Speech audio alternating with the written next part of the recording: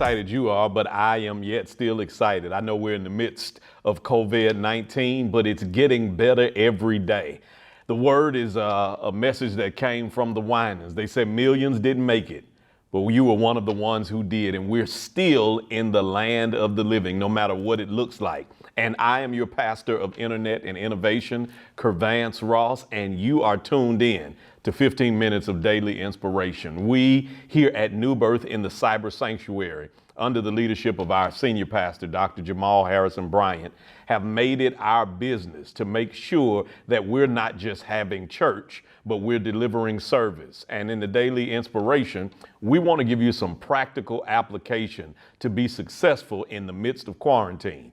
If you remember, as we go back, I've let you know that being confined was divine.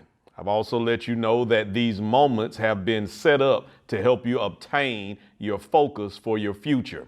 And then the last session, I put you in a position to help you understand how necessary it was to build a business plan, because we realized that on last week, 60 million people were dropped from their insurance plans. On top of that, almost 300,000 people have filed for unemployment. And this is no better time in America and in your life to get what you've been purposed to do out to the public. You've got a captive audience. You have an opportunity to win. You have an opportunity to change. And most of the millionaires of the last decade were made in a circumstance of crisis. So here we are. I'm going to move now beyond just the business plan and help you understand something that most people think they know a lot about, but have no idea. It's called marketing. I'm going to say it again. It's called marketing. So before I go any further, I need you to tag a few people, text some people, share this message, because I don't care if you're a pastor, if you're an entrepreneur, if you're a corporate exec, if you are a hairstylist, you need to hear this session. It's about to change your life. Here we go. Have you ever thought about coming into an environment where somebody was trying to sell you an item that they did not already own? I'll say it again. How could I sell you a car that I didn't have possession of? How could I sell you a product that I didn't have possession of? How could I create value in something that I don't even believe in myself? And this is the crux of marketing. Even before we go into products and service, it's a basic concept of Christendom. It is impossible to tell you about a Christ that I don't have a relationship with.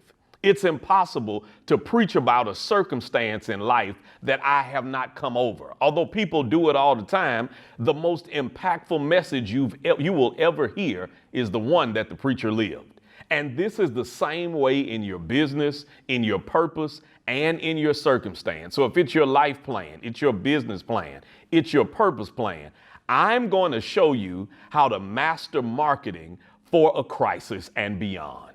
Mastering marketing for a crisis and beyond. Let me help you understand that most of us really think we understand what marketing is. And most of us, when we come down to the concept of marketing, have minimized it to a billboard, to a website, to a logo.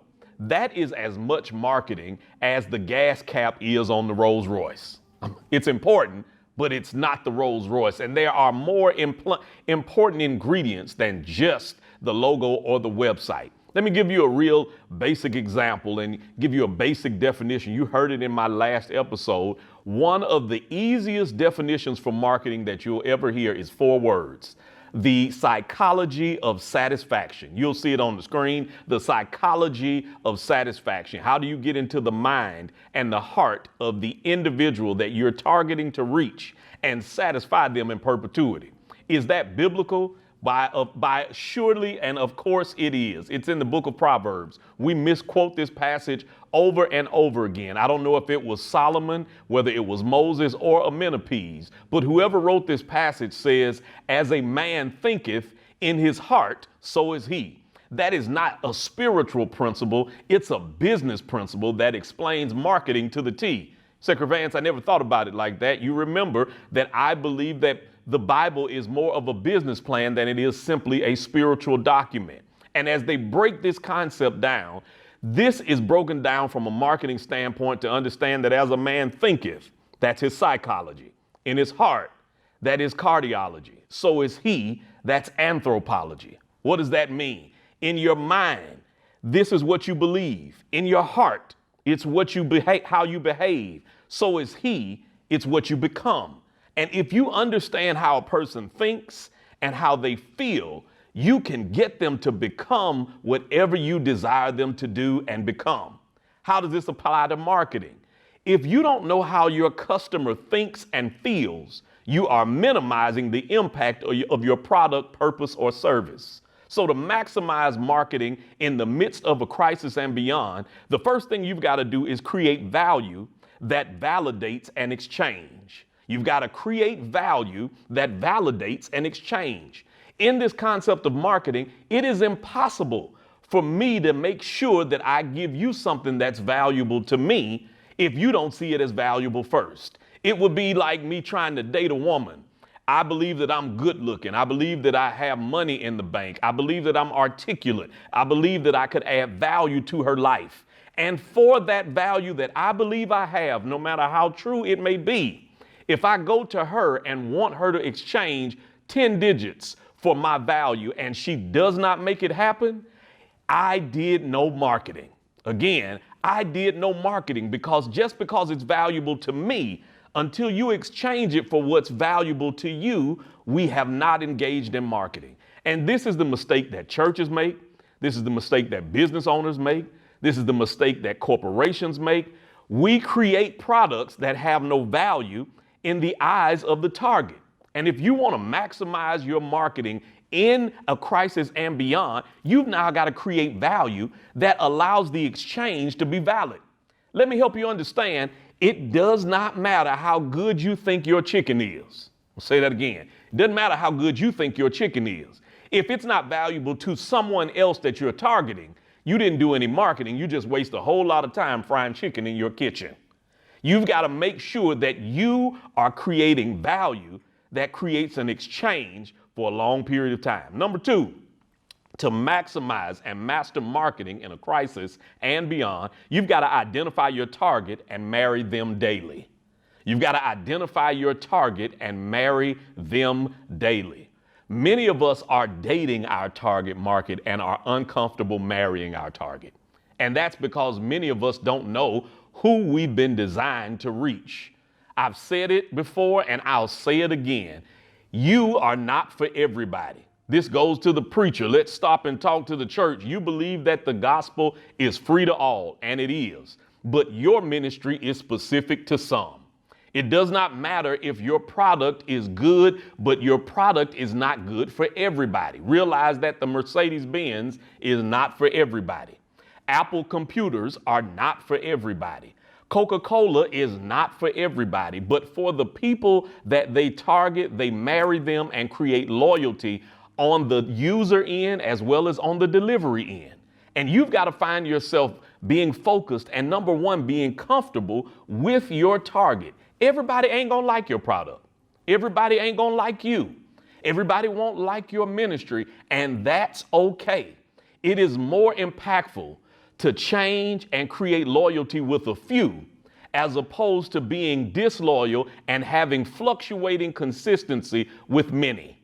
Minimize who you're reaching and marry them. Figure out how they think, how they feel. Let me give you a perfect example. Many of you have never thought about the fact that every fast food restaurant that is successful, the signage colors are red and yellow.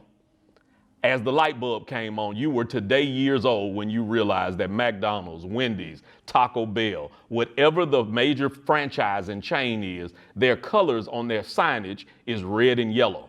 On top of that, they know that in your psyche, those two colors together will make your mouth salivate without your control and make you want to eat food fast. Even McDonald's has maximized it and married their target so much that they know that the French fries and the burgers are unhealthy, but because of the fact that they have married you so well, that the French fry box is red and yellow on the outside, and when you get through eating, it's striped yellow on the inside to make you want more fries. It is the fact that they have married your psyche and your emotions so well that they can validate an identifiable target and make sure that you are satisfied daily. This is important in building your business. You've got to marry your target daily and identify how you can create consistency within them. So number one, create value that validates an exchange. Number two, identify your target and marry them daily. Number three, master the delivery of the same services regularly.